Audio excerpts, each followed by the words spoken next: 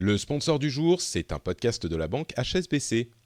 Je dis souvent que l'une des raisons pour lesquelles je fais le rendez-vous tech, c'est que je pense qu'on ne peut plus comprendre la société aujourd'hui si on ne comprend pas la tech. Et s'il y a un autre domaine qui est aussi important, voire même plus important, c'est évidemment l'économie. Et il y a un podcast qui a été créé par la banque HSBC qui est dédié au sujet et qui s'appelle « Les nouvelles voies de l'économie ». Dans l'émission, ils explorent des thèmes qui changent la manière dont on comprend la société et ils nous expliquent comment on peut tous prendre part à ces changements. Chaque épisode fait 10 à 15 minutes et vous trouverez l'émission dans votre app de podcast. Merci les nouvelles voies de l'économie et merci HSBC.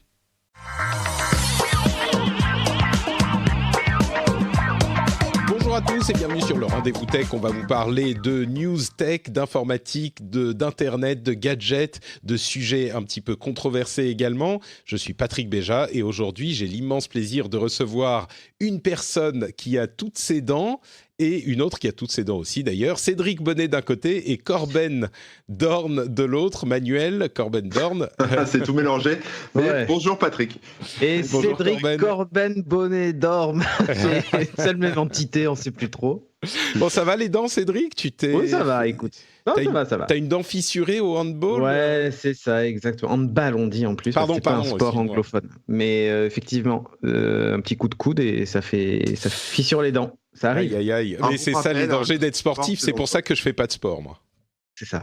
On rappelle, le sport, c'est dangereux. Exactement. C'est ça. Non, mais surtout, je pense que je vais me mettre un protège-dents. Donc, ça réglera le souci. Pas bête. Voilà. C'est malin. Bah oui, comme je joue pivot, pivot, tu prends des coups. Et voilà. C'est au milieu des autres et tu prends des coups de coude sans arrêt. Donc à un moment, il faut bien qu'il y en ait un qui finisse dans ta bouche. Il y a il y a quelqu'un d'autre qui se prend des coups de coude sans arrêt qui finissent dans la bouche. C'est Jack Dorsey de Twitter et Mark Zuckerberg de Facebook quand ils essayent de parler des publicités politiques. Et on va voir que vraiment, c'est pas facile. Hein. Limite, moi, ça me déprime. Mais on va en parler dans une minute. Il y a un autre sujet intéressant, c'est que Google a décidé de racheter Fitbit. Peut-être une direction nouvelle pour le Wear OS et les appareils d'informatique portés de Google, et puis plein d'autres petites news qu'on couvrira ensuite. Mais avant ça, j'aimerais quand même vous dire que je veux remercier les auditeurs qui choisissent de soutenir l'émission, notamment William Picard, Gendar, La Cave DIY, Marx78, Olivier Derez, Jay, Afaté Berry, Natalia Mechner et Gaël. Merci à vous tous et tous ceux qui choisissent de soutenir l'émission sur patreon.com/rdvtech. Vous êtes les anges qui font que cette émission peut exister. Et je vous envoie des bises patriotiques à tous. Non mais c'est vrai, c'est quelque chose d'important, tu vois. Bien sûr. Oui, j'en reparlerai un peu plus tard. Ça me fait sourire la façon dont tu le disais, les anges. Est-ce que ça fait toi Dieu finalement? Oui, c'est ça. Au contraire, moi je suis le fidèle serviteur qui reçoit la manne de ces personnes des anges, tu vois. Oui, d'accord. Alors, parlons un petit peu d'autres. Est-ce que je vais réussir à faire une transition avec les anges, avec non, ça a des ailes, c'est des oiseaux, c'est Twitter. Non, ça marche pas. Les anges de la télé-réalité, la réalité. Non, c'est Twitter. non, pas celle. Ah, peut-être. Ouais, la réalité, c'est Twitter. C'est qu'après l'autre acté, les gars, j'ai plus beaucoup de cheveux. Hein. Et la réalité est un peu morne en ce moment sur Twitter et sur Facebook parce qu'il y a un grand débat qui agite ces deux réseaux sociaux à l'approche des nouvelles élections américaines, mais dans le contexte des élections de tous les pays depuis quelques années. C'est la politique ou dans ce cas-là, les règles qui régissent la publication de publicités politique sur les réseaux. Alors nous, on a moins le problème en France parce que, si je ne m'abuse, les publicités, en période de campagne en tout cas, et j'ai l'impression tout court, les publicités politiques sont interdites dans les médias, et j'ai l'impression que Twitter et Facebook adoptent les mêmes règles. Mais aux États-Unis, c'est pas le cas. Et comme vous vous en souvenez si vous écoutez l'émission, on en parlait il y a quelques semaines déjà, Facebook a décidé de régler le problème, de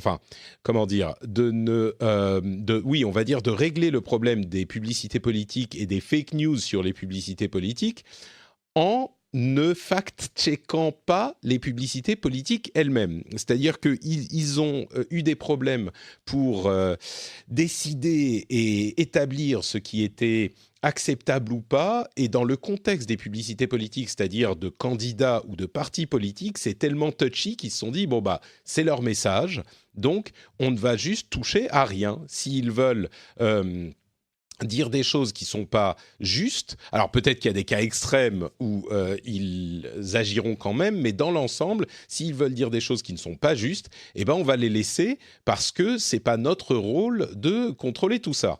Alors on en avait discuté, on en a beaucoup parlé, il y a eu beaucoup de débats sur les réseaux et dans le monde, et la plupart des gens étaient mécontents de cette décision. Enfin, il y avait, disons, des discussions avec le pour et le contre, avec beaucoup de contre, et on avait conclu au final, poussé par Marion, qui est la sagesse incarnée évidemment, que peut-être que la meilleure solution était tout simplement de supprimer les publicités politiques tout court, de ne pas s'embêter en essayant de dire oui, ça c'est vrai, ça c'est pas vrai, est-ce qu'il faut vérifier, est-ce que... Non, on supprime les publicités politiques tout court et ça règle le problème.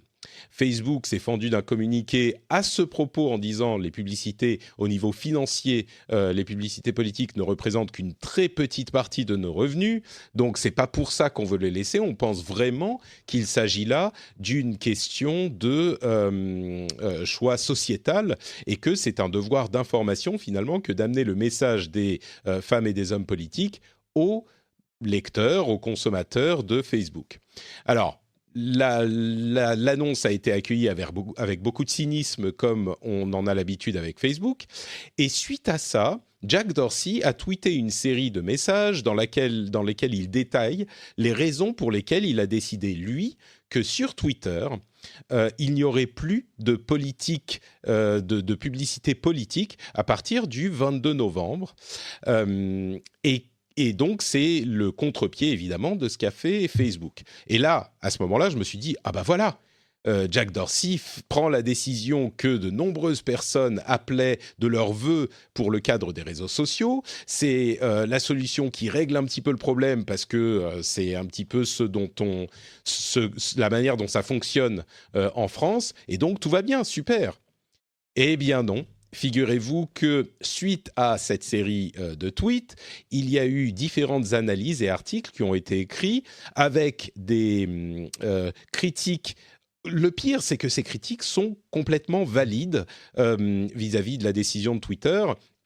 Des remarques comme le fait, par exemple, que ça peut désavantager des candidats qui sont moins connus, des candidats qui sont moins dans les... Qui n'ont pas la force de frappe des gros candidats avec des gros financements. Là, ça permettait de faire la publicité à moindre frais et d'avoir le même impact ciblée, finalement, voilà, et le même impact que les autres, quoi. Ils ont aussi eu la critique qui est que ça ouvre un boulevard à des sociétés qui du coup peuvent faire de la publicité, mais on ne peut pas acheter par biais politique de l'espace pour contredire ce que disent les grandes sociétés. Ils ont également eu des critiques sur le fait qu'il était très difficile de décider qu'est-ce qui était une publicité politique et qu'est-ce qui n'était pas. Est-ce qu'on s'arrête aux représentants des personnes élues ou des personnes qui sont dans l'élection? Est-ce qu'on s'arrête à ce qu'ils ont aux États-Unis, les groupements, les PACs, les groupements qui travaillent pour faire élire quelqu'un, etc., etc. Et toutes ces discussions sont parfaitement valides. Et du coup, ça m'a un petit peu fait baisser les bras et je sais plus quoi faire. Ouais, non, je sais plus quoi penser, je sais plus quoi faire. Ça s'applique pas qu'à ce sujet, mais je me dis ces critiques, c'est pas des critiques où on se dit personne n'est jamais content. C'est des trucs auxquels j'avais pas forcément pensé ou c'est pas faux. Donc, écoute, Cédric, tu as l'air de comprendre le sujet. Qu'est-ce que je dois faire? Dis-moi ce que je dois penser, s'il te plaît. J'ai besoin de guidance. Le numéro que vous avez demandé n'est pas sincèrement. Je suis un peu comme toi. C'est pour ça que je comprends bien ton point de vue. C'est parce que je suis un peu comme toi. C'est-à-dire que...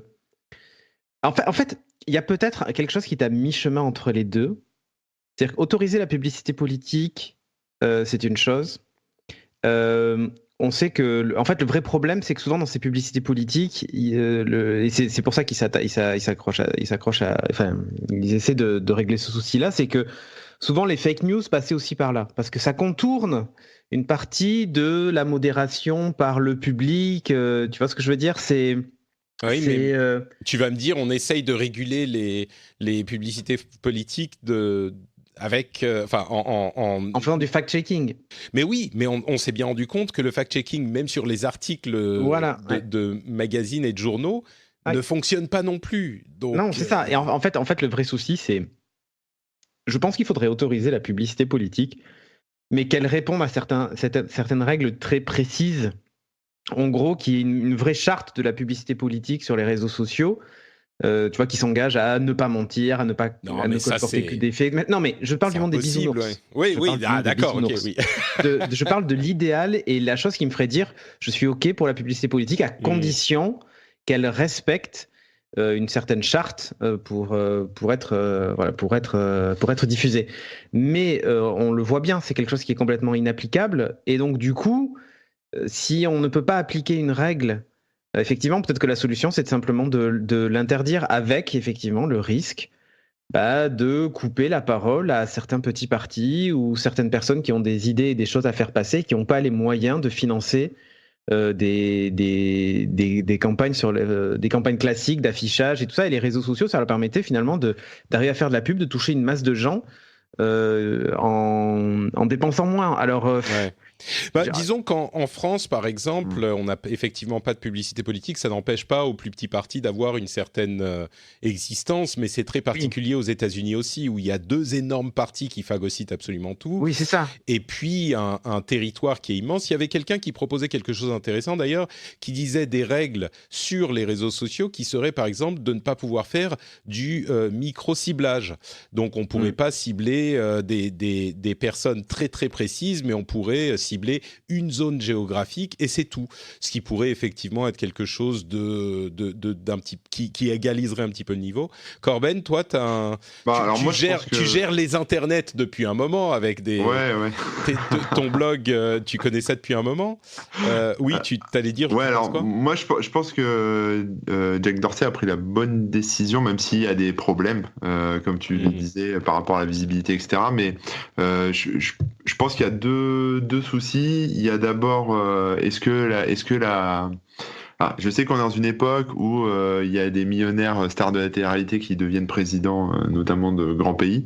Mais la question, c'est est-ce que les politiques ou des idées politiques ou des programmes politiques ou des personnalités politiques peuvent être mis au même niveau qu'une pub pour un produit ? Est-ce que c'est des produits finalement ou est-ce que c'est autre chose ? Donc est-ce que ça rentre dans un cadre publicitaire vraiment pur et dur ?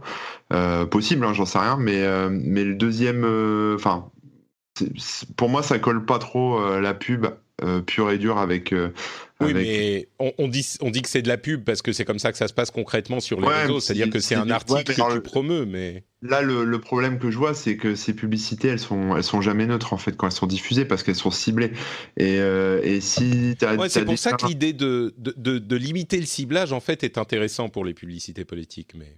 Limiter, voire l'interdire entre guillemets. Enfin, mais du coup, déjà, c'est complètement déséquilibré déjà de tout un tas, par rapport à tout un tas de facteurs, que ce soit déjà les opinions que tu as parce que tu t'es exprimé sur tel ou tel sujet et que les algos de Twitter t'ont rangé dans telle ou telle case, ou par rapport à ta position géographique ou je sais pas ton niveau de ce que tu gagnes tous les ans, etc. Déjà c'est tellement tronqué, malmené, je sais pas tellement déséquilibré globalement que je vois pas comment ça peut marcher, tu vois, même c'est ça qui est... même quand tu dis si ça avantage les petits partis, ça peut aider les petits partis, etc.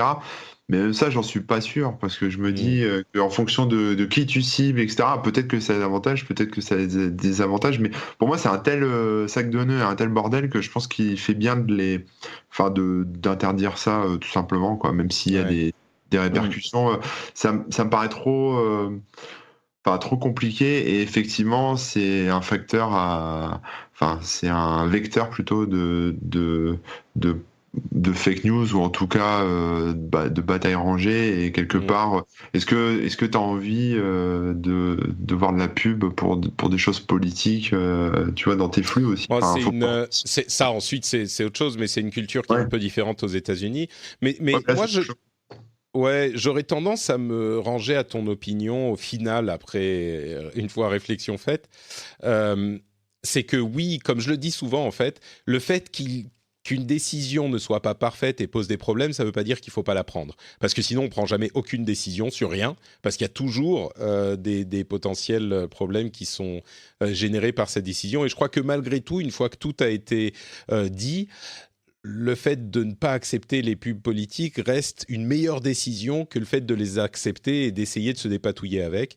Peut-être qu'une solution intermédiaire, comme on le disait, de ne permettre le ciblage que sur une petite zone géographique, je crois qu'il parlait de comté, ça pourrait effectivement être un compromis acceptable, mais à voir, quoi. Ouais, mais Twitter, t'as déjà tellement de merde à gérer avec les fake news, avec le harcèlement et tout ce que tu veux, que la publicité. Enfin, je pense qu'il a pris l'option la plus simple pour lui, tu vois, la plus rentable. En fait, parce que s'il commence à faire des exceptions, des règles, il faut des équipes de modération, il faut les former, il faut que les gens analysent les pubs et tout, tu t'en sors plus, quoi. Enfin, à un moment. Moi, en tout cas, j'aurais pris la même décision que lui. Si j'étais PDG de Twitter, j'aurais sûrement pris la même décision que lui. Écoute, c'est peut-être ça la solution intermédiaire acceptable, c'est que Corben soit PDG de Twitter. Et pourquoi s'arrêter à Twitter d'ailleurs? Facebook, PDG d'Internet. PDG d'Internet, t'es déjà le chef. Justement, à propos d'Internet, qui dit Internet dit Google, et qui dit Google cette semaine dit Fitbit, puisque Google a choisi d'acheter Fitbit, une société de technologie portée, donc de trackers de santé, etc., il y a quelques jours de ça, pour une somme de 2,1 milliards de dollars. Comme je le disais sur Twitter, j'ai payé mon Fitbit beaucoup moins cher que Google, je précise. Alors, tu es utilisateur de Fitbit, je crois que Cédric les a utilisés pendant un moment aussi. Ah oui, c'était des appareils qui vous plaisaient. Là encore, j'ai lu tout et son contraire sur cette décision de Google, sur cet achat de Google. Certains disent que c'est une excellente idée qui va permettre à Google de renforcer son Wear OS et leur permettre de développer d'autres moyens d'aspirer nos données, et en l'occurrence nos données de santé, puisque c'est l'un des... Ah mais là, clairement... Clairement, le problème de Wear OS, c'est que les données de santé, c'est absolument merdique par rapport à ce que fait Fitbit ou Apple avec l'Apple Watch ou même d'autres. Donc, c'est pas étonnant. Moi, je trouve que c'est vraiment, pour l'aspect santé en tout cas, c'est un vrai gros transfert de technologie et de savoir-faire le rachat de Fitbit par Google, parce que les montres Wear OS, j'allais te dire, c'est presque des montres gadget geek, quoi, tu vois, tes SMS, ton assistant, machin et tout ça, mais pour l'aspect sport, je mets au défi quiconque, là, de ceux qui écoutent le Rendez-vous Tech, de me dire que vraiment c'est un très bon tracker d'activité. Alors c'est pas parce que les capteurs sont mauvais, mais surtout le logiciel qui n'est pas bon. Et même au-delà de ça, leur appli de santé était en panne pendant un moment, les synchronisations ne se faisaient plus. Enfin, à un moment, on s'est même demandé s'ils allaient arrêter cette partie-là, fitness et tout ça, parce que ça fonctionnait pas, quoi. C'est justement ce qui est cohérent avec Fitbit, tu as raison. Et même Fitbit, je trouve qu'ils font du matériel qui est pas mauvais non plus. Très bien, exactement. Ils avaient récupéré Pebble à l'époque. Et donc du coup, c'est le rapprochement de tous ces trucs-là. Honnêtement, Google a un vrai gros coup à jouer. J'espère qu'ils feront pas un truc à la Motorola comme ils l'avaient fait à l'époque. Ouais, c'est exactement ce à quoi pensent certains. C'est ce qui me fait très peur. Mais s'ils le font bien, ils ont vraiment moyen de faire un truc hyper bien pour la santé, le sport, tout ça, la remise en forme, la perte de poids et tous ces trucs-là. Parce que c'était vraiment leur objectif de créer un espèce de coach ou d'assistant qui t'aide tous les jours même à trouver la motivation d'aller plus loin et tout ça. Google a les moyens de faire ça. En rachetant en plus Fitbit, il y a un transfert de technologie, encore une fois, qui est top et de savoir-faire. Ils ont des programmes Fitbit, même de remise en forme, de plein de trucs qui sont hyper intéressants. S'ils arrivent à intégrer tout ça, ça peut vraiment être cool, quoi. Fitbit, il faut noter qu'ils sont effectivement... Alors, c'est de la technologie portée, c'est du wearable et tout ça. Il y a du logiciel. Et ils se concentrent, comme l'indique le nom, sur le fitness, sur le sport, sur la santé. Et donc, ma question pour les gens qui ne connaissent pas forcément, c'est est-ce que il y a la possibilité de faire un système qui est meilleur que celui d'Apple en smartwatch. Ah oui. Du côté, ouais, c'est vraiment au-dessus. Oui, quoi. en fait, Apple a ce petit avantage sur la santé, on va dire, pas forcément des sportifs, mais la santé de Monsieur Tout le Monde, avec le CG pour tout le monde, machin, tout ça, les petits diagrammes, tout ça qui sont sympathiques et tout, mais je trouve que le suivi, la façon de représenter les données, l'exploitation des données est mieux faite chez Fitbit, par exemple. Par contre, c'est pas aussi ergonomique, joli, tout ça comme le package Apple d'habitude. Et c'est là où Google peut peut-être apporter quelque chose. C'est dire, nous, on fait plutôt du grand public avec nos montres, dans le sens où il n'y a pas de fitness, il n'y a rien machin. Vous êtes très pointu sur ça. Il y a peut-être moyen de faire quelque chose entre les deux. Et pour moi, ça serait vraiment une vraie offre concurrente à l'Apple Watch. Une montre sous Wear OS avec les techno, fitness, machin de Fitbit. Enfin, il y a vraiment moyen de faire quelque chose d'hyper intéressant. Moi, cette annonce m'a surpris. Et en même temps, je me suis dit que c'était vraiment le bon move à faire pour Google. D'autant plus qu'effectivement, on voyait Wear OS, donc leur OS de technologie portée, commencer à se... Ouais, ça stagnait un peu. Ils avaient fait des évolutions, mais ça stagnait. Et ils disaient que le problème venait du matériel. Maintenant, ils commencent à avoir du matériel avec, pareil, le rapprochement de Fossil, entre Google et Fossil. Commence à avoir du matériel sympathique. Qualcomm qui a sorti un processeur qui enfin consomme moins et qui est gravé plus fin. Ils en promettent un nouveau encore l'année prochaine qui sera encore gravé plus fin, donc consomme encore moins d'énergie et tout ça. Plus l'arrivée de Fitbit avec son apport technologie et tout ça, honnêtement, il y a moyen que l'année prochaine, les montres, enfin l'année prochaine ou celle d'après, quand les équipes seront intégrées, il y a moyen d'avoir quelque chose d'hyper intéressant du côté de Google, là. Clairement. Hein. Donc, retour de Wear OS et retour en force de Wear OS et peut-être une Pixel Watch chez Google. Corben, ça t'inspire quelque chose ? Ou des trackers pas très chers, tu vois, Fitbit c'est spécialisé du tracker pas trop cher, efficace. Il y aura peut-être un entre-deux, ça permettrait d'avoir une gamme, voilà. La question que je me pose, c'est est-ce que Fitbit, c'est plus gros dans ce secteur, en fait ? Ça l'a Apple, été. Oui. Ça l'a été. Ouais, Apple. Ça l'a été, Fitbit. Ils ont été leaders pendant très longtemps, jusqu'à la sortie de l'Apple Watch. Ouais, maintenant c'est Apple, mais juste en dessous, c'est Fitbit, quoi. Ouais, c'est ça.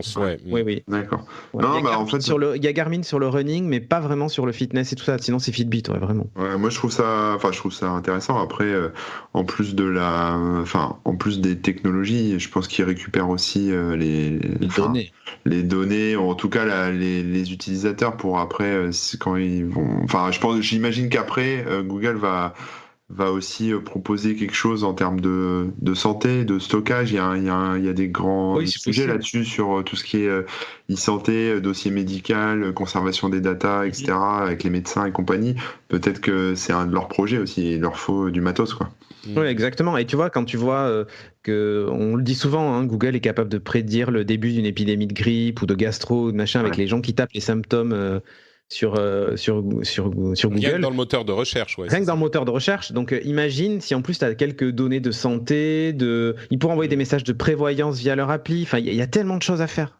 Attention, épidémie de gastro, n'allez pas chercher vos enfants à l'école. Oui, c'est ça. Ouais. Allez-y, mais vous vous mettez dans un sac, en plastique avec des gants et un masque et vous touchez rien. C'est bon. Écoutez, vous m'avez convaincu qu'il y a effectivement quelque chose à faire. J'étais pas trop sûr, mais oui, il y a du coup maintenant que le marché des technologie portée, smartwatch, etc., est tellement mature, c'est un bon moyen pour Google de sauter sur le devant de la queue, quoi. Ils font plus la queue derrière, là, tout à coup, ils sont en deuxième place directement. Bon, intéressant. Écoutez, on va faire une petite pause pour que je vous parle de quoi ? De Hached qui a laissé un commentaire sur le iTunes du rendez-vous tech pour dire « J'aime et je supporte enfin ». Effectivement, Hached dit « Bonjour, après des mois de procrastination, je viens enfin de prendre 3 minutes pour supporter ce podcast via Patreon, podcast qui permet d'avoir une vue globale de tous les sujets touchant la tech. J'apprécie d'autant plus ces informations relatives à l'impact de la tech dans l'actualité de nos sociétés. J'aime le ton toujours constructif qui me change des forums. Merci à toi, Hached. Et si, comme lui, vous appréciez l'émission et que vous procrastinez depuis des mois, eh bien, vous pouvez prendre 3 minutes. Littéralement, ça prend 3 minutes pour soutenir l'émission financièrement financièrement sur Patreon, patreon.com/rdvtech. C'est super facile, vous choisissez la somme que vous donnez, vous pouvez vous arrêter quand vous voulez, et en plus de ça, vous avez accès au podcast privé des patriotes avec des éditos notamment. J'ai mis un édito sur les AirPods pendant que j'étais aux États-Unis. J'ai enregistré un petit truc vite fait, les AirPods Pro que j'ai essayé là-bas. Je l'ai publié il y a quelques jours de ça, donc vous avez accès à ça, aux émissions sans pub et à tout un tas de contenus sympathiques. Donc n'hésitez pas, patreon.com/rdvtech. Si vous appréciez l'émission, je pense que c'est quelque chose à considérer. Parlons un petit peu de news et de rumeurs. Est-ce que vous avez entendu parler de Microsoft et Warner Bros qui ont développé une petite plaque de verre sur laquelle on peut stocker des données pour des millénaires? Oui. Non, oui, ou alors, j'ai vu ça gravé au laser Oui. sur 100 couches. En fait, c'est pas nouveau effectivement parce que dans les années 2000, il y avait déjà un système comme ça de multicouches, mais c'était pas sur du verre, c'était un autre truc qui était un peu plus fragile. Ouais. Alors là, et là, c'est du quartz, carrément. C'est ça, c'est du quartz. C'est le projet Silica qui a pour but de préserver les données, et notamment les données culturelles, sur le long terme. Et quand on parle de long terme, on parle de siècles et de millénaires. C'est des supports qui ne sont pas utilisés comme des disques durs ou des clés USB ou des trucs qu'on va utiliser tout le temps, mais en même temps qui ne s'abîment pas, qui ne se dégradent pas, qu'on peut exposer à des conditions vraiment extrêmes, les bouillir, les chauffer, etc. Et ça garde quand même les données. Et du coup, tant qu'on a un lecteur pour ça, on peut récupérer le petit morceau de quartz, en fait, pas de verre.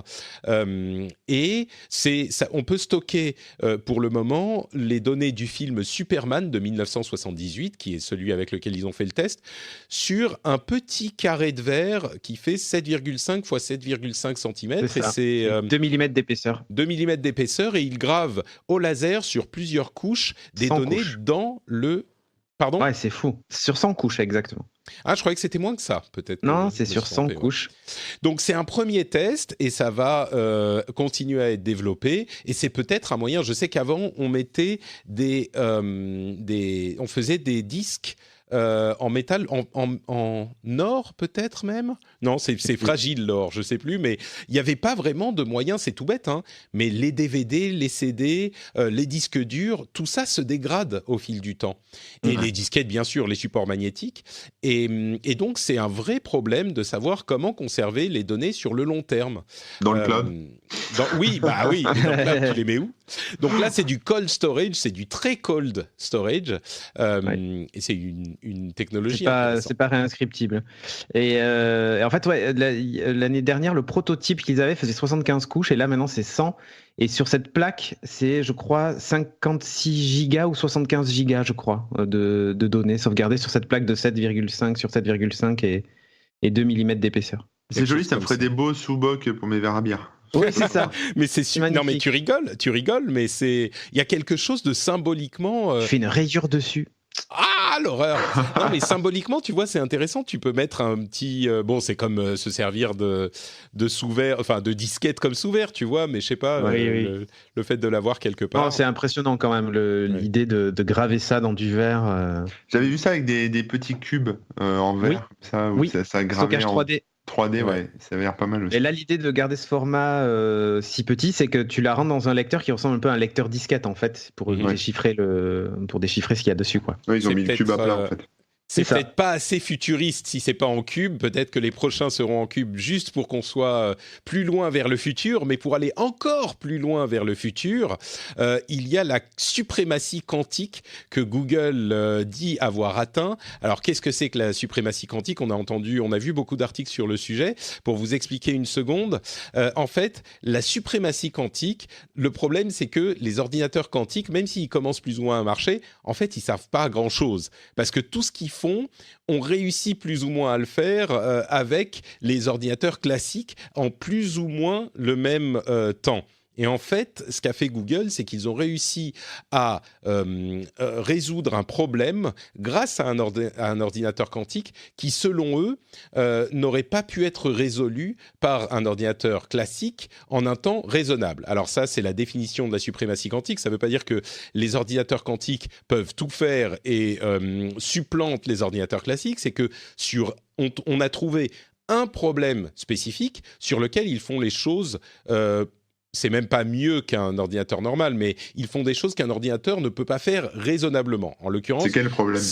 Alors en l'occurrence, c'est un problème. Si je ne me trompe pas, c'est une méthode pour avoir des chiffres vraiment aléatoires. Je crois bien, ne me tapez pas dessus si c'est pas ça, mais c'est je crois, ce qui a été établi. Et ils l'ont fait en un temps donc raisonnable.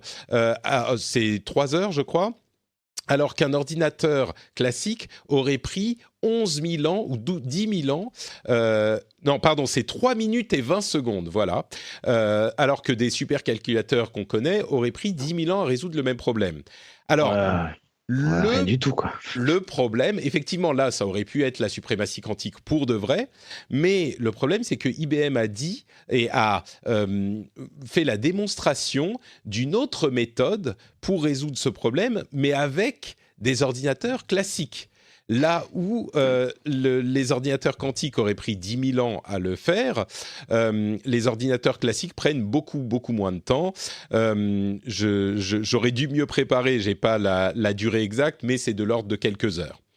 Donc, le problème, c'est qu'en fait, IBM a établi une démonstration, mais ils ne l'ont pas vraiment mise en place. Donc, on ne l'a pas effectivement fait. Donc en fait, si quelqu'un veut dire que la suprématie quantique a été atteinte, ils peuvent. Et si quelqu'un veut dire qu'elle n'a pas été atteinte parce qu'un vrai ordinateur, un ordinateur classique peut le faire aussi, ils peuvent aussi. Donc, on vous laisse décider ce que vous voulez, mais les données, voilà, vous les avez maintenant. Corben, c'est la suprématie de Schrödinger, en fait. Ils l'ont et ils l'ont pas en même temps. Exactement. D'accord. Exactement. Voilà. Quoi d'autre ? Facebook a un nouveau logo pour Facebook qui n'est pas Facebook. Alors attention, on explique. Le nouveau logo pour la société Facebook, sous laquelle existe le réseau social Facebook, mais aussi Instagram, WhatsApp, Oculus et d'autres produits. Alors donc, ils ont le logo de la société Facebook, qui est un gros logo en majuscule, qui change de couleur en fonction du produit auquel il est associé. Donc plutôt rouge, jaune, orange pour Instagram, plutôt vert pour WhatsApp, etc., etc. Et la société, le réseau social Facebook, il reste en minuscule et en bleu. Et donc, c'est un moyen de différencier les deux entités. À un moment où on est en train de dire que Facebook est trop gros et qu'il faudrait peut-être les séparer, je ne sais pas si c'est vraiment judicieux ou...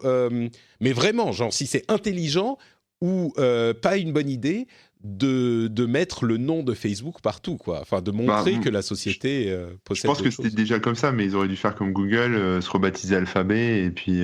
tu vois, c'est un peu con, effectivement, de rester sur ce mot Facebook. Les gens mélangent tout. Autant ils auraient pu dire on change de nom, quoi. Enfin, tu vois. On change pas le nom du site, mais on crée une société, un équivalent d'Alphabet et une société, voilà. Ils auraient dû s'appeler Face de Book, hein, comme disent tous les gens autour de moi qui veulent faire de l'humour. Oui, je pense que ça pourrait marcher. Ouais, je sais pas. En même temps, c'est quelque chose d'un petit peu... comment dire, c'est volontaire, ils vont de l'avant, ils se disent bah oui, on est Facebook, on fait plein de choses, on est on est fier de notre, je sais pas s'il y a matière d'être fier, mais on est fier de notre histoire, tu vois. Il y a quelqu'un qui t'appelle, Cédric. Non, c'est une publicité sur politique sur le Figaro qui vient de se déclencher parce que je regardais les logos en même temps. Voilà. Il n'y avait pas de publicité, puis là d'un coup elle est arrivée toute seule. Cédric, qu'est-ce que t'en penses? C'est une bonne idée ou une mauvaise idée? Franchement, commenter ça, je sais pas. Bon, pour moi, c'est pas une super idée, c'est pas un truc de ouf. Je pense que c'est un peu c'est comme toi, enfin ce que tu disais sur La boîte toute puissante là, qui a toutes ces, Facebook, Google, Alphabet. Non, mais tu sais quand c'est obligé de se faire diviser par le gouvernement. Oui, sur le monopole. Voilà, c'est ça, le monopole. Désolé, le mot m'échappait. Ouais. Mais quelque part, c'est un peu con parce que voilà, ça renforce cette idée que Facebook a le monopole de tout un tas de services et du coup croise les datas, etc. Alors que si c'était un peu détaché de ça et avait fait un truc un peu au-dessus, bon. Peut-être. Mais alors justement, puisqu'on parle de données et d'utilisation de ces données, il y a une conclusion intéressante qui a été rendue par alors que je vous donne le nom exact de l'organisme anglais qui a pris cette décision. C'est le ICO. Qui est le Information Commissioner's Office, donc le bureau du commissaire à l'information, qui enquêtait sur Cambridge Analytica. Alors, ils ont mis une amende de 500 000 pounds à Facebook pour le problème de Cambridge Analytica, mais c'est pas ça qui est intéressant en fait. Ce qui est intéressant, c'est que dans leur conclusion, ils ont dit qu'ils n'avaient pas pu déterminer que Cambridge Analytica avait obtenu des données de citoyens de l'Union européenne et que donc, a priori, les données étaient uniquement de citoyens américains, ou on ne sait pas, mais en tout cas, qu'il n'y avait pas de citoyens de l'Union européenne qui avaient été pris dans ce scandale et que donc leurs données n'avaient pas fait partie des analyses de Cambridge Analytica. Pourquoi c'est intéressant ?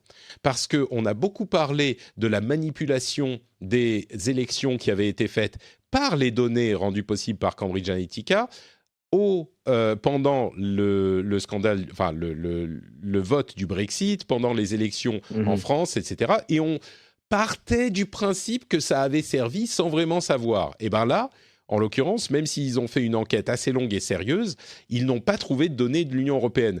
Donc même moi, moi aussi, je me suis dit Cambridge Analytica, donc machin. Bon, ça ne veut pas dire que ces données de Cambridge Analytica n'ont pas été utilisées pour créer des modèles, blablabla. Mais c'est intéressant de voir que en fait, il n'y avait pas de données d'Européens qui ont été utilisées pour ça. Donc voilà, c'est bon à savoir, quoi. Tout à fait. Corben, non ? Non, écoute, ok, s'ils le disent, on va les croire. Voilà. Non, mais là, c'est pas Facebook.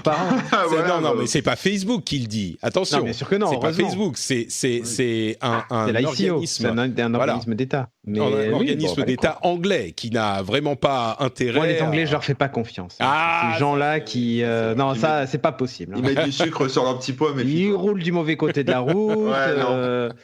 Ils votent pour quitter l'Europe, mais ils sont encore là jusqu'en janvier. On comprend plus rien. Est-ce qu'ils sont avec nous, est-ce qu'ils sont plus avec nous ? Il faut avouer gouverner par des corgis. Enfin, je veux dire. Ouais, non, mais là, c'est compliqué, quoi. Bon, alors un truc moins compliqué, c'est le nouveau logo, encore un nouveau logo de Microsoft, qui fait Microsoft Edge version Chromium. Alors, qu'est-ce que c'est que ça ? C'est une vague. Oui, alors le logo, c'est un peu une vague, mais Edge Chromium, c'est quoi ? C'est le passage du navigateur par défaut de Microsoft, donc du navigateur de Windows, au moteur Chromium, qui est le moteur développé en open source par un groupe géré notamment par Google. En gros, c'est le moteur de Chrome. Et ça veut dire qu'il y a de très nombreux navigateurs Internet qui aujourd'hui fonctionnent avec le même moteur de Chrome. Alors, c'est un problème dont on pourrait discuter à un autre moment, mais ce navigateur, nouvelle version de Edge, arrive, il est plus fiable, il y a plein d'avantages par rapport à l'ancien Edge. Et là, il est presque en phase de fin de développement. Il y a la release candidate, donc là, il reste plus que quelques mois pour savoir si ça va être celle-là, sauf bug majeur. En gros, on est presque à la fin du développement du navigateur.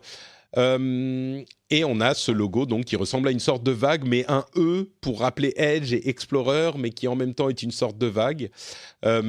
Est-ce qu'il est important de savoir que Edge Chromium arrive et de l'utiliser même plutôt que Edge ? Est-ce que ça pose des problèmes, Edge ? Non. Moi, mon avis, là, déjà sur le logo, je trouve que ça ressemble un peu à la queue de Firefox. Sur la forme un peu vecto, comme ça, voilà. Je trouve aussi. Mais c'est bleu et vert. Firefox, c'est rouge et jaune. Donc, t'as des versions, t'as des versions bêta qui sont avec ces couleurs-là aussi de Firefox. Mais bon, c'est marrant.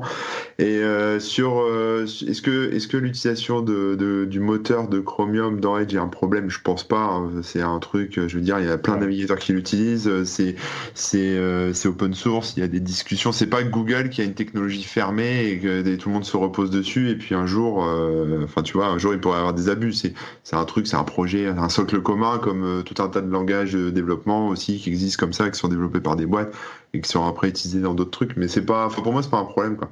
Maintenant, la question, c'est surtout par rapport à déjà Edge, l'utilité de Edge en soi. Bon, c'est le navigateur, on dit toujours, c'est le navigateur, comme Internet Explorer. Pour télécharger les autres, quoi. Pour télécharger ceux des autres, mais voilà. Alors, ça va peut-être les mettre à niveau, pourquoi pas. Moi, je pense que c'est. Il y a des gens qui sont très satisfaits de Edge Chromium, hein. Non, pas de Edge, de Edge Chromium. Edge Chromium, bon bah voilà, donc je pense que c'est bien parce qu'en fait finalement c'est un Chrome que t'as pas besoin d'installer parce qu'il est déjà intégré avec ton Windows, quoi. C'est un peu l'idée, je pense, à terme. Oui, c'est ça, en termes de rendu de page, tout ça pour les devs, c'est juste parfait. Oui, parce qu'il faut rappeler effectivement que différents moteurs de rendu qui intègrent les navigateurs Internet peuvent rendre les pages, peuvent afficher les pages web de manière un peu différente. Et l'une des critiques qui était exprimée à propos du passage sous Chrome de Edge, alors attention, c'est compliqué, hein, mais l'une des critiques était que du coup, ça veut dire que Chrome ou Chromium devient le moteur dominant. Il y a très très peu de navigateurs qui fonctionnent avec un autre moteur de rendu et que donc on risque de... Parce qu'il y a toujours des petites différences minimes entre les différents moteurs de rendu, mais donc le monde risque de commencer à ne coder les pages web que pour Chrome, puisqu'il est majoritaire, et donc délaisser les autres, et donc ne plus forcément adhérer à tous les standards. C'est ce qui s'est passé avec IE. Hein. IE a été complètement délaissé par les développeurs, parce que c'était plus le navigateur dominant sur le marché, donc du coup les gens ont arrêté de développer pour Internet Explorer, et donc c'est pour ça qu'il y a plein de sites qui ne marchent pas sur Internet Explorer. Mais peut-être qu'à un moment, Firefox va passer aussi au moteur Chromium. Hein. Je ne sais pas sur quoi ils sont là en ce moment, je n'ai pas suivi. C'est pas Gecko, non? C'est pas Gecko, Firefox? Je ne sais plus, ça a changé il y a quelques années. Mais bon, peut-être qu'à un moment, ils vont basculer sur Chromium. Ça va sûrement gueuler chez les barbus, mais en soi, pourquoi pas. Enfin, je veux dire, si déjà ça évite du taf aux développeurs, ça évite les problèmes de compatibilité, etc. Ça fait moins de boulot, ça fait des standards qui sont, c'est du standard. Et quelque part, ça met peut-être aussi des contre-pouvoirs, parce que vu que le moteur va être utilisé par des grosses boîtes comme Microsoft dans des gros projets comme Edge, etc., Microsoft aura aussi son mot à dire sur le développement, sur où est-ce que ça va aller. Donc ça va, quelque part, ça évitera aussi, ça va rééquilibrer un peu la balance. Ils ont d'ailleurs rajouté des petites fonctionnalités, des petits trucs, justement, en y mettant les mains dedans. Donc, voilà, donc... Bon, moi je trouve ça pas trop mal, sachant que c'est quand même un truc open source. Après, c'est bien d'avoir toujours de la diversité, mais quelque part, je me dis que Firefox est en train de se faire un peu distancer là, avec ça. Mais... Bon, en même temps, il reste un navigateur performant, mais ça peut paraître un petit peu obscur ce dont on parle quand on parle de moteur de rendu du web.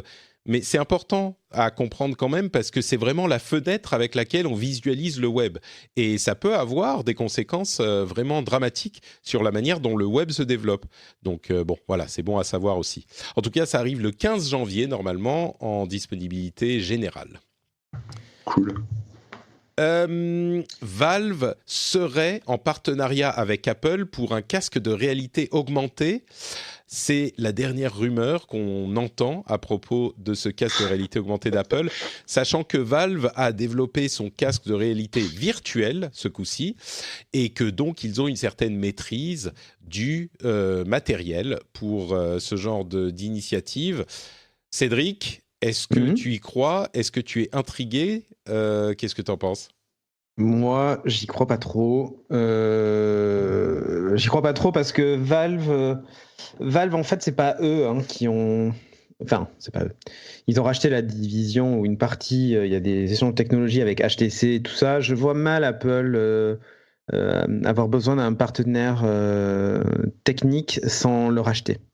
La plupart du temps, quand il y a une technologie qui les intéresse, soit ils la copient sans vergogne et voilà, soit ils rachètent la boîte et ils intègrent les équipes ou ils font le transfert de brevets, de technologie, de ce que tu veux. Et puis c'est fini, on n'entend plus parler de l'autre boîte. Du coup, je les vois mal dire on va s'associer avec Valve pour. Alors, pour du contenu, oui, tu vois. Ouais, ce que j'allais te dire. Mais pour du matériel, j'y crois pas. Il faut avouer que. Alors, on sait qu'ils ont. Pour du contenu et rendre compatible leurs lunettes avec le catalogue de Valve, ok.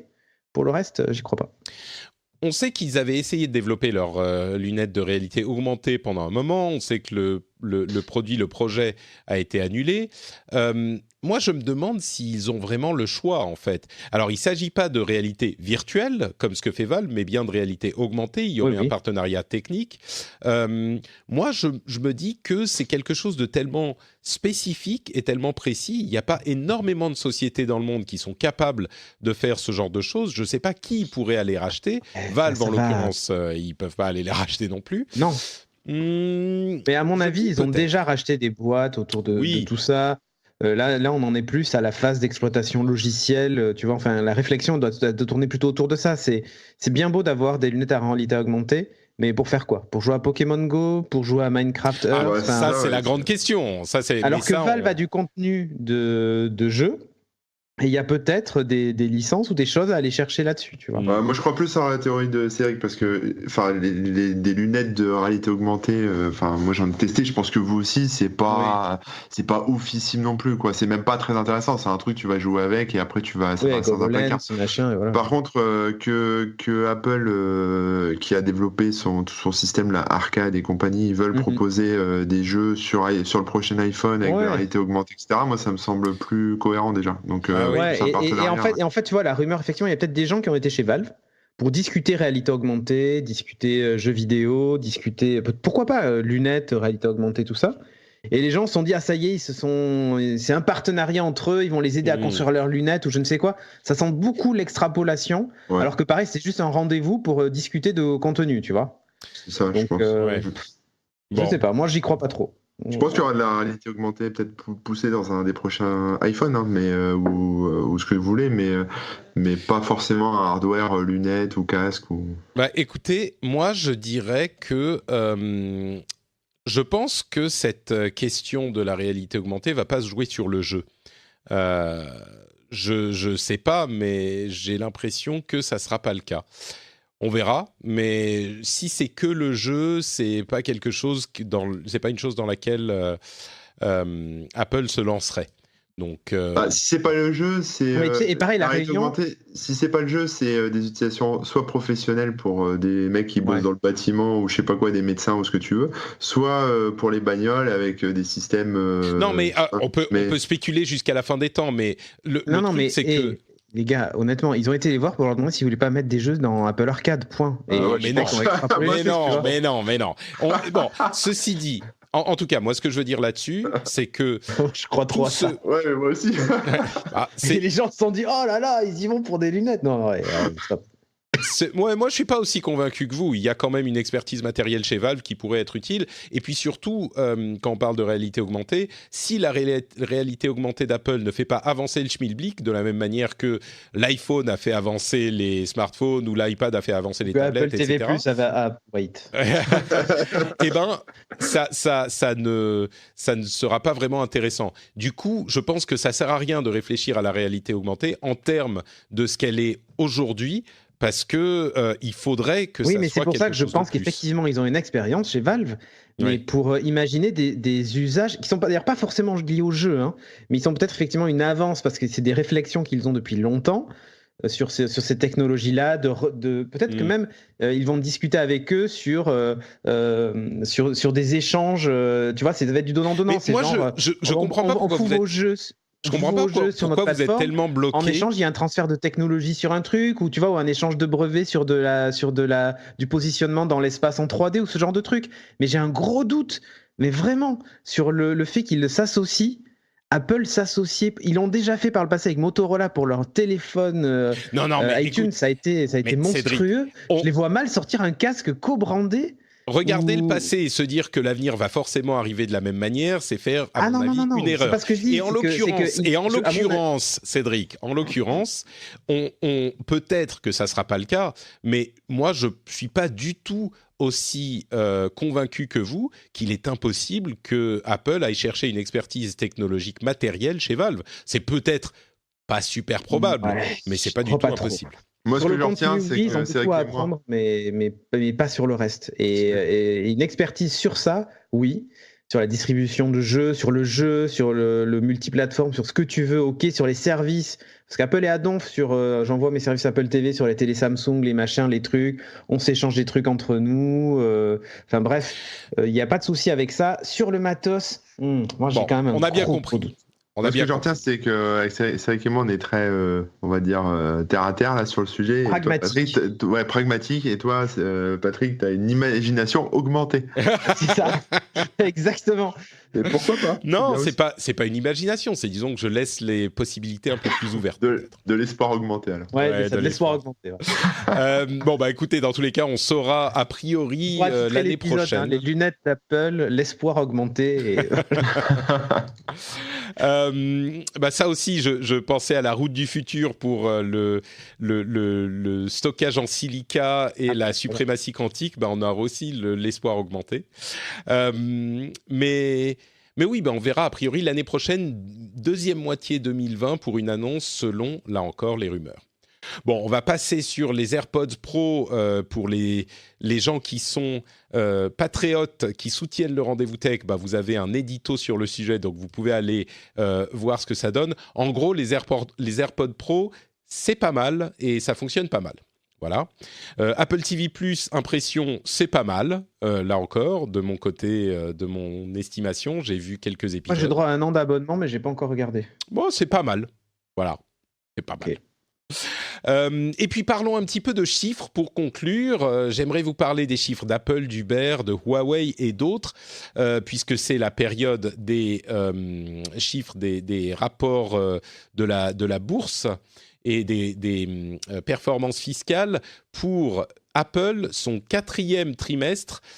Ils ont eu, alors comme toujours, on ne va pas vous faire une avalanche de chiffres, mais simplement ceux qui sont intéressants, des revenus de 51 milliards de dollars, dont 12,5 sur les services. Donc voilà. Continue à avoir des estimations intéressantes sur des résultats intéressants sur les services. Là, on est encore une fois à un quart des revenus qui viennent des services, quasiment. Ouais, c'est pas mal. Hein. Uber, oui, pour une société qui se reposait entièrement sur l'iPhone il n'y a pas longtemps. Ouais. Uber a perdu sur leur 3e trimestre, alors chacun compte de manière différente, mais sur leur 3e trimestre, ils ont des revenus de presque 4 milliards de dollars, 30% d'augmentation de revenus d'une année sur l'autre, mais ils ont perdu 16,5 milliards de dollars. Excusez-moi, ils ont perdu 1,2 milliard de dollars sur leurs 3,8 milliards rentrés. C'est quand même beaucoup, mais selon Dara, le président, il estime qu'ils pourront arriver à la profitabilité en 2021. Donc ils sont en bonne progression, mais c'est quand même quelque chose d'impressionnant. Si on compte que les 16 milliards, c'est, si je ne m'abuse, les revenus généraux de toute la boîte, mais ce que récupère Uber eux-mêmes, c'est 3,8 milliards, et ils perdent quand même 1,2. C'est impressionnant. Ceci dit, Uber Eats fonctionne pas trop mal avec 64% d'augmentation. On est quand même en dessous du milliard, on est à 600 millions de dollars. Ils ont peut-être été obligés de payer des impôts dans les pays où ils sont installés, je sais pas, c'est peut-être pour ça. Non, mais souvent pour attaquer un marché, tu sais, ils commencent à perdre. Ah non, mais Uber, c'est plus que ça. Voilà. Ils perdent des milliards et des milliards de leurs investisseurs depuis des années. En bouteille d'eau et en petits bonbons, non, je déconne. C'est pas eux qui les payent. Mais non, ce qui est intéressant, le plus intéressant, c'est que la profitabilité est établie à autour de 2021. Donc on arrive au bout du tunnel, peut-être pour Uber, s'ils y arrivent. Ça, c'est pas sûr. Huawei, qui est dans des controverses depuis un moment avec les États-Unis et le reste du monde, eh ben, figurez-vous qu'ils ont vendu 41 millions de smartphones en Chine sur leur troisième trimestre, ce qui est une augmentation de 66% par rapport à l'année dernière. Leur part de marché en Chine est passée de 25% l'année dernière à 42% cette année. Donc moi, la réflexion que ça m'amène, c'est peut-être que c'est pas si mal cette histoire de combat commercial avec les États-Unis, parce que en Chine, ça encourage visiblement les Chinois à acheter du Huawei. Peut-être que c'est pas le seul facteur, mais peut-être que ça leur sert au final la guerre commerciale, non ? Bah, ça leur sert parce que là-bas, d'ailleurs, tu vois, acheter un iPhone ou un produit américain, c'est devenu, c'est pas une honte, mais tu sens ça pose un vrai problème. C'est-à-dire tu soutiens pas l'effort national si tu achètes un iPhone, même s'ils sont fabriqués en Chine. Ouais. Mais tu soutiens pas l'effort national et du coup, honnêtement, c'est vraiment pour ça qu'ils se retournent vers du Xiaomi, du Huawei, surtout du Huawei d'ailleurs, puisque ils sortent un téléphone par semaine. Et ils sont pas chers et de bonne qualité, technologiquement parlant, ils sont vraiment en avance. C'est fou, hein, parce qu'il y a quelques années, on parlait de ZTE, Huawei, tout ça. Et c'était vraiment des téléphones entrée de gamme. Tu disais, mais jamais t'achètes ça, tu fais pas de photos, tu fais rien avec. Et aujourd'hui, ils sont plutôt sur le devant de la scène en termes de qualité photo et tout ça. Donc, tu vois, les progrès faits, ça devient des vrais smartphones haut de gamme. Il y a aussi ça, hein, je pense que même les Chinois, pour leurs propres achats, acheter du Huawei et tout ça, à l'époque, c'est pas un signe social même de réussite, contrairement à l'iPhone et tout ça.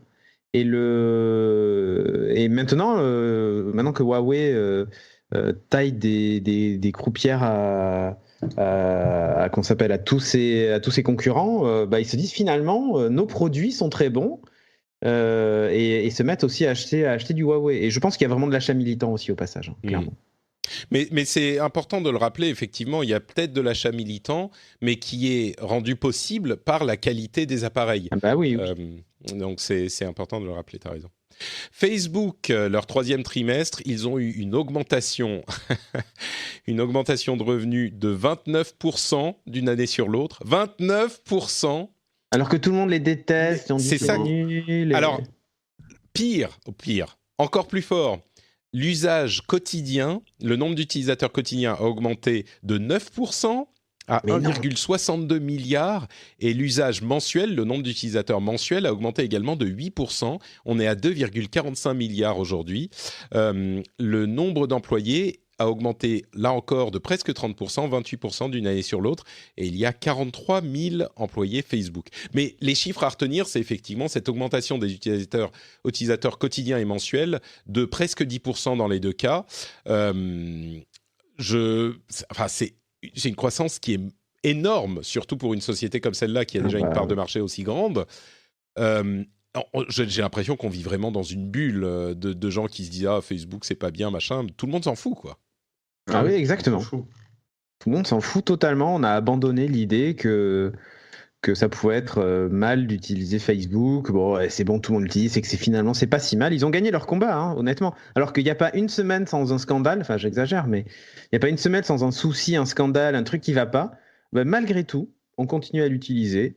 Et ça pose aucun souci à personne. Donc, Edward Snowden a fait un communiqué là, il n'y a pas longtemps où il dit qu'il faut même encore plus se méfier des sociétés comme Facebook et compagnie que de la NSA, quoi.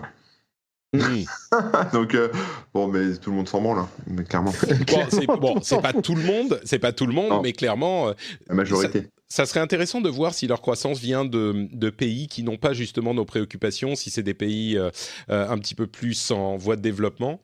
Je serais curieux de voir ça. Ça serait intéressant à développer dans une émission à venir peut-être. Mais oui, ce qui est sûr, c'est que nos préoccupations à nous, qu'elles soient parce qu'on est des geeks ou parce qu'on est dans une partie du monde qui s'en préoccupe, elles ne sont pas du tout suivies par... Enfin, qu'elles soient là ou pas, Facebook continue sa progression. Et le chiffre, à vrai dire, les chiffres les plus importants, c'est ceux de l'augmentation des utilisateurs quotidiens et mensuels, mais également les revenus. Alors peut-être qu'il y a des subtilités de comptabilité que je ne comprends pas, mais 29% d'augmentation des revenus d'une année sur l'autre, moi, ça me fait exploser la tête, quoi. Je suis... ouais. Bon.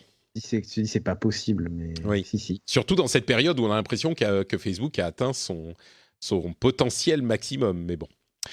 Et puis pour conclure, le bon petit Snap, vous savez les idées reçues et l'image qu'on a en observateur extérieur de tout ça, on se dit Snap et Snapchat, c'est bon, c'est terminé, quoi. Ils sont dans une chute vertigineuse depuis 2 ou 3 ans, n'est-ce pas ? Bon, ils sont certainement pas au niveau de Instagram et d'autres de leurs concurrents, mais ils ont augmenté leurs utilisateurs quotidiens. Ils ont ajouté 7 millions d'utilisateurs quotidiens. Ils ont augmenté de 13% par rapport à l'année dernière. Ils sont à 210 millions. Et les revenus ont augmenté également de 50%. D'une année sur l'autre. Alors, ils perdent quand même de l'argent, mais ils continuent à ajouter des utilisateurs et à augmenter leurs revenus. Donc, Snapchat est pas si en chute libre que ça. Voilà. Mais d'où ils gagnent ces utilisateurs ? Parce que des fois, tu as des plateformes comme ça qui se développent bien parce qu'elles sont adoptées par, une partie asiatique. Ouais, c'est ça, oui. Ou alors parce qu'il y a des événements, particuliers, genre au Chili, des protestations et des machins, on passe par Snap parce que c'est plus facile aussi, ou je ne sais quoi, tu vois. Il y a une source, on sait. Alors, c'est juste les rapports aux Quelles investisseurs. Sont vos sources, monsieur Béja ? Alors, c'est TechCrunch qui parle du rapport aux investisseurs de Snapchat. Donc, ensuite, vous pouvez aller voir les documents fiscaux et financiers, si vous voulez. Mais oui, ils ne précisent pas d'où viennent leurs utilisateurs, je pense. Encore que, si, voilà. Quels sont leurs noms ? Il montre 28%, alors 6% d'Amérique du Nord, 9% d'Europe, plus 9% en Europe, plus 6% en Amérique du Nord, plus 28% dans le reste du monde. Donc, leur croissance vient en plus grande partie du reste du monde que des États-Unis ou de l'Europe. Du tiers-monde, quoi. Non, je déconne. Je sais qu'on dit plus le tiers-monde. Oui, pardon. Mais oui, donc voilà, c'est effectivement, ça se développe ailleurs et puis il continue à réussir. En gros, ce que je retiens, c'est qu'ils sont pas complètement, ils progressent. La direction la flèche va dans le bon sens, quoi. Contrairement à ce qu'on pourrait penser. Mais oui, non, mais honnêtement, c'est vrai que c'est étonnant. En fait, il y a des trucs comme ça où tu te dis, pour moi, c'est bon, c'est fini. Et en fait, et tu sais pas si c'est de la com ou pas. Non, mais tu mets en face Instagram, tu regardes la progression Instagram, je pense qu'elle est fois X. Je pense juste que les gens vont vers ce type de réseaux sociaux avec de l'image. Qu'il y en a une partie qui part sur Snap et que la grosse majorité part sur Instagram. Mais du coup, oui, ça augmente, mais ça augmente comme le nombre à une époque, le nombre de gens qui avaient des voitures. Tu vois ce que je veux dire ? C'est les gens se mettent à ce type de réseau social. Donc ça monte forcément, mais ça ne veut pas dire que... Tu veux dire que c'est un mouvement général oui, je pense. de nouveaux utilisateurs de réseaux sociaux, et donc forcément il y en a qui débordent sur Snapchat. Oui, parce que je sais pas, parce qu'il y a plein de pays, la mobilité c'est plus simple, les smartphones ça monte en qualité, enfin ça se développe tout ça, donc je pense que c'est normal que ça monte, mais comme plein d'autres trucs. Enfin, peut-être. Il n'empêche que moi, je me dirais que je ne voyais pas Snapchat gagner des utilisateurs de cette manière. Mais bon, écoutez, on aura plus d'éléments de réponse dans quelques temps quand on verra si Snapchat a effectivement remonté la barre ou si c'était juste du débordement d'utilisateurs généraux, comme le dit le méchant Corben, qui est très sévère avec ce pauvre Evan Spiegel de Snapchat. Désolé, Evan. Écoutez, merci. Rien de personnel, bisous. Moi, ça me paraît toujours intéressant de décortiquer un petit peu certains de ces chiffres parce que ça peut tordre le cou à des idées reçues qu'on peut avoir ou alors les éclairer d'une autre manière. Donc, c'est pour ça que je passe de temps en temps un petit peu de temps sur ces éléments aussi. Merci tous les deux. On arrive donc à la fin de l'émission. Est-ce que vous pouvez me dire où on peut vous retrouver sur Internet ? Commençons par Cédric, tiens. Ouais, moi vous me retrouvez sur studiorenegade.fr où j'anime tout un tas d'émissions, une matinale le matin, Beats le mercredi soir, Geeking le vendredi, enfin voilà. Super, et c'est sur studiorenegade.fr et pour ceux qui ne savent pas, c'est aussi une chaîne Twitch sur laquelle... C'est ça, exactement. Donc en vidéo. C'est effectivement. Encore mieux que l'audio. Bon, je sais pas si c'est mieux, mais c'est différent. Corben, toi, où es-tu sur le net? Ah bah moi sur le blog, corben.info, et puis sur Twitter, Corben. Je mettrai les liens vers vos comptes Twitter, évidemment, sans oublier celui de Jérôme Kainborg. Jérôme Kainborg qui n'est pas là avec nous puisqu'il est au Salon de la Photo. Et on lui fait des bises, évidemment. Pour ma part... Le Salon du chocolat, plutôt. Ouais, peut-être que la photo de chocolat, ça serait un salon dans lequel il serait bien d'aller, ça. Il y aurait un intérêt, là. Pour ma part, c'est Note Patrick sur Twitter, Facebook et Instagram. Vous pouvez aussi retrouver cette émission sur frenchspin.fr et bien sûr la soutenir. N'oubliez pas, la soutenir en 2 ou 3 minutes montre en main. Si vous procrastinez depuis un moment et que vous dites « Ah ouais, faudrait que je le fasse à un moment », bah, peut-être que ce moment, c'est maintenant. Le moment, c'est maintenant. Peut-être qu'il faudrait un slogan percutant pour ça, avec des rimes en « an ». François Hollande le changement, c'est maintenant. Ah oui, bon, peut-être pas celui-là. C'était qui, le changement, c'est maintenant? François Hollande, non? C'était Hollande? Non. Je sais plus. Je crois que c'est ça, moi. Le changement, c'est il me maintenant. semble que oui. Hein, mais... Attendez, on va googler parce que sinon, je vais avoir 12 000... le rendez-vous politique, tu vas te faire tuer. Ouais. Hein. Non, c'est pas ça. C'est que tout le monde va me dire... le changement, c'est maintenant. Bah si, c'est François Hollande. François Hollande, voilà. Clip officiel de François Hollande, ok. Le changement, c'est maintenant. Mais donc, écoutez, que vous soyez pour ou contre la politique, vous pouvez de toute façon soutenir le Rendez-vous Tech sur patreon.com/rdvtech. Et comme je le disais, si vous procrastinez depuis un moment, bah, c'est peut-être le moment maintenant de soutenir l'émission. Le lien est dans les notes, évidemment, et ça prend 2 minutes. On vous fait de grosses bises et on sera de retour dans une semaine pour un nouvel épisode. Ciao à tous!